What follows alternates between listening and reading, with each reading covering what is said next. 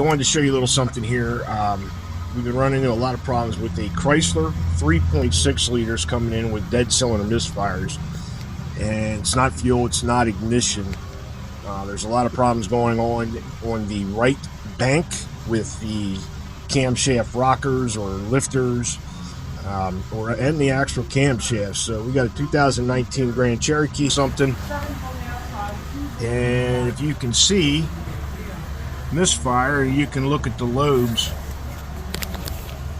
right here, how scored they are. They're actually driven into it, and you can see the rockers, the top of the rockers there. So this is creating a lot of problem with 0.6 liters going on.